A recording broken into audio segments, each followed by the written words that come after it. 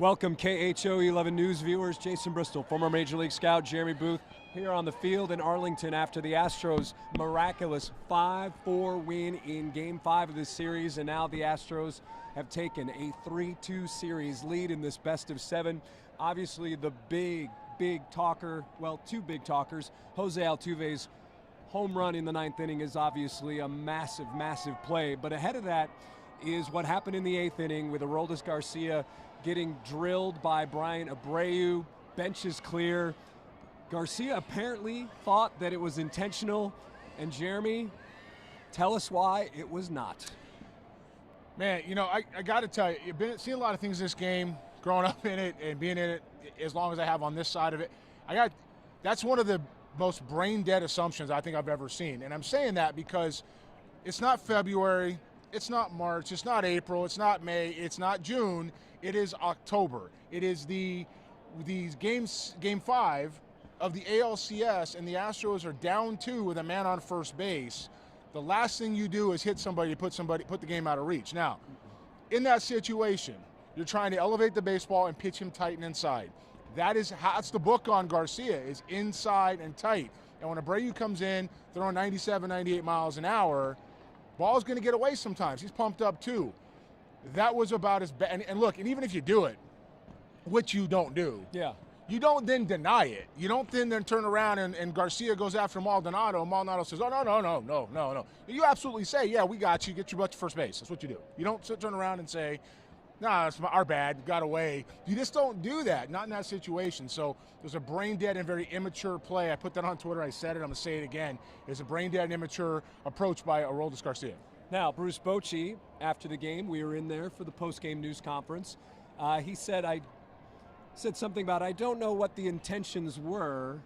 However, he then pointed out that, yes, Garcia hits a 3-run homer and then it gets drilled. So even though he said that I don't know what the intentions were, I think, I don't want to say he was pointing fingers, but he certainly made it sound like there's a little bit of gray area. Well, you know, Bochy's going to defend his guy, and he should. But let's go to the 9th inning. Let's go to Altuve's home run. Or was that was top of 9th, correct? Top of the 9th. Top of 9th. Yep. And then Bregman gets buzzed. Was it Dubon? Dubon gets buzzed with 97 up by his tower, and he backs up and didn't say anything. That's after giving up the lead. So if Leclerc isn't going to do it, why is Abreu going to do it? Right? We're not going to go ahead and talk about the Rangers and their approach, because it's not his job to do that. But from a baseball standpoint, and I saw some things on Twitter or X that we were talking about where guys are saying, I'm not even going to debate with you whether or not Abreu hit him on purpose. That's ridiculous. Abreu didn't hit him on purpose. Nobody's doing that. And if Leclerc isn't going to do the same thing, and he's not going to throw at him, then Abreu's not either. All right, so sorry about this. I wasn't ignoring you. I was trying to get the I tried to do it too. KHO 11 Facebook page up. Kind of behind the scenes here. Our phones are connected to a certain Wi-Fi here, and it's really been not great throughout this series here, so I had to then pull off the Wi-Fi, go to over the air, whatever, and now I have it. So if you have any questions, certainly ask us. We have a lot of people watching right now.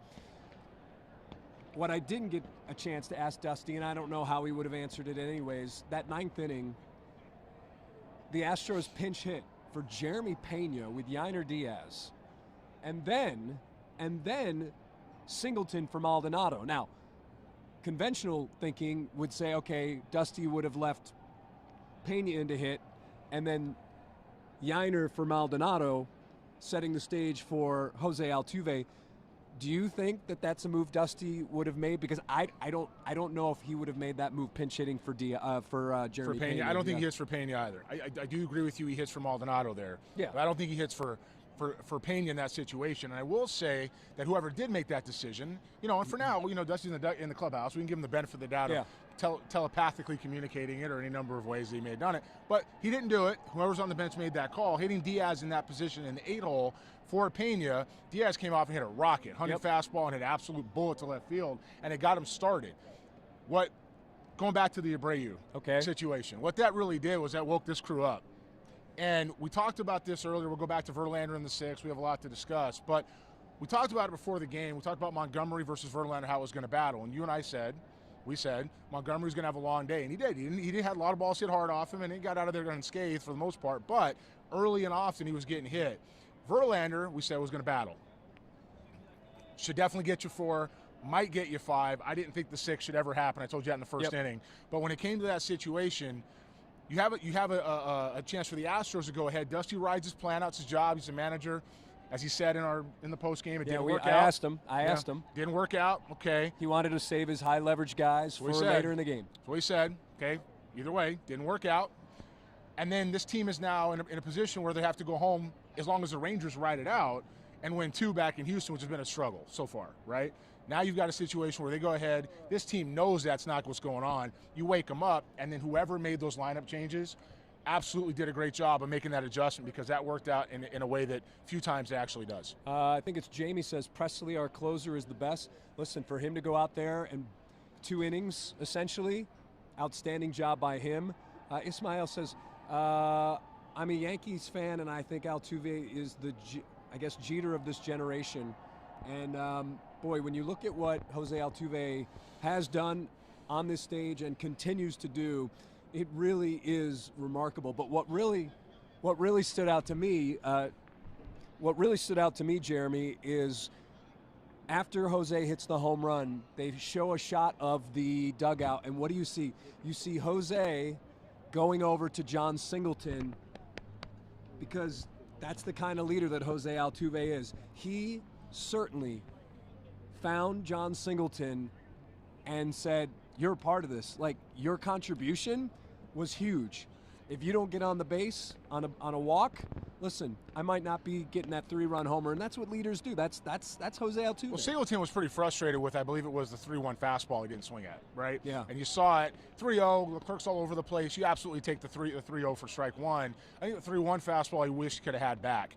And when you get to that situation, to work ball 4 for a guy that's not playing a lot, he's not getting a lot of ABs, that's a very quality plate appearance and quality at bat, and it made all the difference in the world. So Richard says, how long is Dusty Baker suspended? He won't be suspended. He won't be suspended. Not at all. And if he is, it would probably take effect next year. Yeah. But anyways. 5 minutes. Yeah. And then he was suspended for the 9th inning. Yeah. And then somebody asked, and I'm sorry, Britt says, so did Abreu mean to hit him? No. In this person's defense, may have just joined us. It's okay. No, that's all right. Us. No. And the reason why is, again, it's 4-2, bottom of the 8th, man on first base. Astros are down 4-2. And you've got a guy who's got some strength. You're just trying to move him off the plate a little bit and get him uncomfortable to get him out with something else. And in that situation, if it was June, yeah, maybe, but not. And even then, it's a bad move. But certainly not tonight in the Game 6 of the ALCS, where if you lose, you got to go home and win both in Houston. So Matt Musil was in the clubhouse, and we'll get to him maybe in a minute to hear what he had to say, what some of the Astros had to say. Actually, Matt is here. Matt, reaction from the clubhouse? I can only imagine what they were. A lot of excitement. Yeah. A lot of excitement in there. And like Alex Bregman said, this guy, he just goes up. Asking about Jose Altuve, he said he just goes up, quality at bat, quality at bat. A lot of people were questioning that when he laid down that bunt earlier in the game. But I think at that point, I'd like to hear your comment on that, Jeremy. I thought at that point, Jose was so frustrated against Montgomery, he was just trying to do something. Maybe that wasn't the right call, but boy, it's tough to question that little guy because he makes so many right decisions. People were frustrated when he saw that, but boy, they were not frustrated when they saw that ball flying over the left field wall. You're just trying to get something started, get some base runners there. That's all. I don't question anything Jose does. I think he's earned that right. He continues to earn his right in the postseason. Yeah. You're looking for ways to get on. He can run. Maybe it's a bunt for a hit. Maybe it's a stolen base. If he gets on, there's a lot of things that can happen by creating the action and putting the other club in a situation where you have to have some kind of action, right? So right. I think in those situations, you're trying to create something that's exactly what he's supposed to do at the top of the order. Just so happened the creation came later in the night, right, with a 3-run home run to left field. So it was with Jose Altuve and what he does, he's played this game long enough and honestly far better than most people thought for any point in time. He's on certainly a Hall of Fame trajectory. Whether it ever happens, we don't know. That's always at the end of the line. You have to see. He's on a trajectory, and the city of Houston and the game is lucky to see somebody with his talents and ability doing what he can. So fortunate. And I heard Jason mention the shot from the dugout camera showing John Singleton over there just kind of, hey, yeah, this is what happened. And Jose's over there patting him on the back. John was so gracious in the clubhouse. You know, he's a man just a few words, but he was so happy that he could contribute in a way. We were talking about during batting practice that what would be cool if Big John would hit a big home run at a key point in a series. This would be a great way to end this season on a storybook way for John Singleton. We didn't know, and I told John that, and he said, well, that wasn't exactly the case, but he had a big at-bat, and that was good to see. And asking Alex Bregman how this stacked up with other Jose Altuve heroics, he said that's right up there. He just keeps chopping. You know. Another thing that was mentioned in the postgame, Martin Maldonado on the broadcast on Adolis Garcia saying the worst thing he did was wake up the Houston Astros. Well, do you believe that he woke up the Houston Astros? He absolutely woke the club up. I mean, as soon as that happened, you're like, well, that's a momentum swing because you got to know better. We heard Bochy talk about Leclerc in the layoff. For relievers, that matters. All right, so just to give some more background on that, one thing that Bruce Bochy told us in the postgame news conference was that the one thing that he was really not down with was how long it took to basically take care of all that, figure things out, and he thought the long layoff hurt his pitcher Leclerc because they spent so long sorting everything out and figuring out who was ejected. And Bochy did come right out and say it. It took too long, and he thinks that affected his pitcher. Well, I understand, but when things go wrong, you're going to blame other people. It was his guy that rushed to Maldi. You know, that aggravated the situation. Also, but it was also a question about Leclerc. So I think that's right. It was the question about Leclerc. Question about Leclerc, and overall, I think what he was saying is that in that dynamic of that time, the amount of time it took, because Leclerc wasn't starting a fresh inning. Yeah, he came in for the 8th and got out number 3. Yeah. It put somebody who's been good. He's been good, but all series he's been scattered with command. We go back to game 2 with Chas McCormick, and 9 balls in a row, and he swings and misses it. Right, takes swings and misses at a we call a nasty slider. For strike 1, it was the first one he'd hit in 3 hitters. This type of night, I saw him warming up. He didn't throw a strike. And I mentioned that to you. I said he didn't throw a strike in warm-ups, and he comes in and it's all right, fastball, slider. He's around the zone. So when he goes and sits down, that's a concern. And I think when you're talking about the Garcia's reaction to that, there's a domino effect that comes from that. Part of that is getting these guys back in the game mentally, firing them up, giving a reason to sharpen their focus. You're going to upset the bullpen. You're going to get Presley and whoever's coming in the ballgame to go ahead and lock down even harder with a team that has been here before so many times. That's probably the worst thing you can do. You do not want to turn around and take a club who's a defending champion, who's done this for the 3rd year in a row, and a 7th ALCS, and say, you know what? The dumbest baseball move that ever could have happened, you just did it. Furthermore, we're going to go after your catcher, and we're going to look him in the face, and we're going to start a fight that's bench clearing. I don't care what you're doing. I don't care what your approach is. If you've ever played this game for 6 seconds, you know that's a bad idea.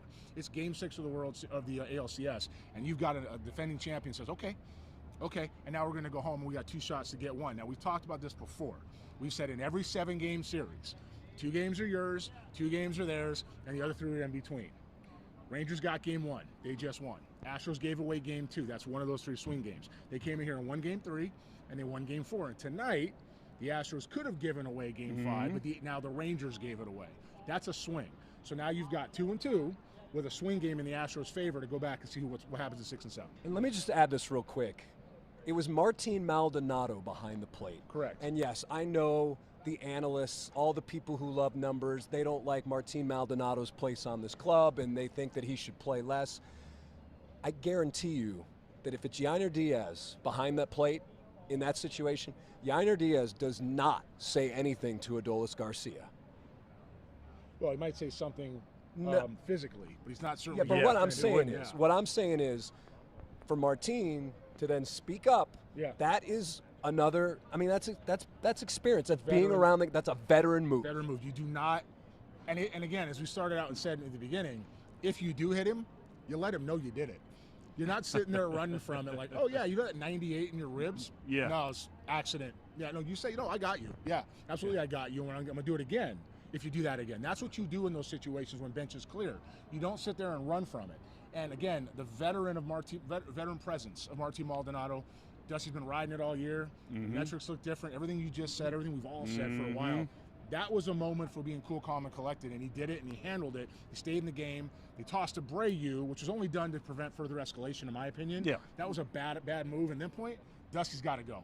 He's got to stay out there and say whatever he has to say. And he did. Toss out of the game. And what did Dusty tell us, you and I, after? He said he hasn't been, well, I think we talked to him after, but during the news conference, he said, I have not been that mad in a long time. Right. And I just shook my head and said, yeah, that's true.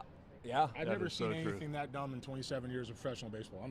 Never. You told him that. I've never seen anything in 27 years of being in this game as a professional in any walk of life, playing, coaching, scouting, and now in analysis. And I've never seen a move like that could cost you a work. That's the dumbest thing I've ever heard of or seen. And the Rangers got to wear that. They're going to go into Houston now with a crowd. By the way, yes, Astros fans don't need an excuse to get angry, fired up, and upset about these guys. So I got a feeling that Houston's going to bring it, and they should, because that was something that just woke up the city of Houston. And I'll tell you, we talked about it. First couple of games in Houston, crowd wasn't sold out. There were seats everywhere. There were places. Somebody made the comment to me, well, if you've been to 7 ALCS in a row, are you going to get excited? Yep. I hope you get excited now. I hope you go, because now the World Series is on the line for Game 6 and 7. And again, the Astros fans, and certainly Astros Twitter, doesn't need a reason to get fired up. And Amanda wants to know, how do you think Sunday will work out now, especially with the tension, and Dusty Baker earlier today saying Framber Valdez is his starter in Game 6. But I guess let's stick with the tension. How do you think that will play out? I think they need to go out with Framber, and he's got a short leash. Because if you don't get to Game 7, you don't want to burn that situation in Game 6 if he's not throwing the ball well. And you have to stick to a quicker hook than before. So if Framber gives you 4 good innings, he looks like he's tired, the ball's making a mistake, you don't ride him for 5, you don't ride him for 6, you go to the bullpen, and you go get everybody you can to shut him down. If he gives you 5, you can go get Neris, you can get Bray, you can get Presley, you can get Stanek, you can get, it doesn't matter. Go get everybody you can and have everybody ready to go to knock these guys out in Game 6. Because if they come out and win Game 6, Game 7's wide open, way up in the air. Somebody asked, when is Game 6? It is Sunday. It is a 7 o'clock start. Will the roof be closed? Someone asked. That's up to MLB. Yeah, I don't know. Who knows? Who knows? That's a tough call. I can't say right now definitively whether it'll be open or closed, because obviously the last night game in Game 2, it was closed, right? Yeah. Game 2 was a night game. But so that's an answer for that. So let's see. Do the Astros get more momentum with a 1-run victory or the blowouts of the previous 2 nights? Listen, momentum is momentum. It doesn't matter how you get it. Now, some people believe that it really doesn't matter. There is no such thing. Momentum what? Momentum is only as good as your starting pitcher. Your next starting pitcher. But I think right now, I think I'd be more focused on how the Rangers respond to this.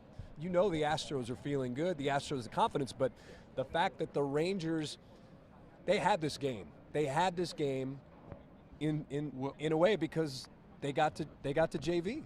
Yeah, you could see Bochy over there rolling his eyes when the whole thing happened. He knew this thing. But here's the thing. You've got a guy like Garcia on your team. He's got a little extra mustard on his hot dog. That's how he plays, though. But that's how he plays, right? That's how he plays. That's how he plays. So you really can't quell that excitement. But you don't go overboard. But Boch knew when that thing started to boil. Oh boy, this could just be really bad, and that's how it went down. So it'll be interesting to see. I think Bochy's a heck of a manager. He did a great job, I thought, up to that point. He was managing this game. It'll be interesting to see how he approaches. But you mentioned Framber. I don't know if he'll give you 4. I don't know if he'll get to 5. It might be 2. Yeah, but you've got to pull this guy in a hurry. But with Framber, though, because he's been all over the place. He might pitch a no-no. Exactly, right? I mean, the way he goes. Now, we have seen him throughout our photojournalists here. A couple of times have seen Framber and members of the coaching staff in that outfield, and it appears as though working on some delivery, some mechanics things. So who knows what you'll get from Framber, but that's basically what Framber has been the last month and a half of the season. When you're talking momentum, to go back to that for a second, momentum is mental. And so when the Rangers came in here 2 games to none, The thought was that they had momentum. When you watch the first pitch of the night, you knew they didn't have momentum anymore. Well, you knew that. Okay, I knew that, but I knew they didn't have momentum anymore. I say you because we're doing this together. Yeah. When you watch that, and you watch how the Astros are now hitting the gas, and you watch what the ball's doing off the bat, and the approach, and the calmness, and versus the, okay, wait a minute, we're up 2-0. That's a momentum shift. The next time that momentum can change is when you stop thinking about the environment around you, and the other time momentum can change is when it's personal. And tonight got personal. There's just no way around that. When you have benches clear, that's personal. That's physical, that's coming at each other, that's potential suspensions, that's fine. All kinds of things can happen, nothing good from a standpoint of what they're thinking mentally. So when you have the Houston Astros who now found a way to get mentally refocused and say, wait a minute, we're playing baseball and you just went after Maldonado and we're right after him too. Not like going to the mound. Pulled up. Right. This is a move you guys won't know about, but look it up. Izzy Alcantara. In 2001, gets hit in a AAA game with Pawtucket and turns around and kicks the catcher in the mask. That's what that reminded me of, okay? And you do something like that, now it becomes personal. The Astros are professionals. The Rangers are professionals. They're both very talented ball clubs. You're going to turn around. You got Framber and Evaldi again in Game 6, and you're going to have the Astros now where it's personal and the Rangers just trying to stay alive. That is absolutely a momentum shift because the Astros now are going to feel a sense of we have to bury you. Rangers, oh, we got to stay alive. We have to bury you, and that becomes a momentum shift. Now, as far as Framber's concerned, he give you an inning, 2, 5, a no-hitter. We don't know what you're going to get. Unfortunately, he's been pretty inconsistent. Yes, they've been working with him out here on delivery and release point. There was a comment made about maybe it's a certain number type of pitch he's thrown. I don't think so. Cutter versus sinker. Yeah, I think it's all about his direction and his release point and his execution, which when those things are off with your feet and your line, the rest of it comes off too. So they've been working on it. To their credit, the staff has been better this postseason with those type of things. We've talked about this all year. Something was off. Doesn't seem to be that way now. We'll see where it goes. I personally think Framber's going to give you at least 5 in Game 6. I really do. I think he's going to have a momentum, and I think that you have these guys coming out of the bullpen, motivation, I guess I would say, to keep that momentum going and keep it personal, and then go 6, 7, 8, 9. And you've got Evaldi going who, this guy's a straight talker. Today at his news conference, they were talking about this could be a swing game one way or the other. Correct.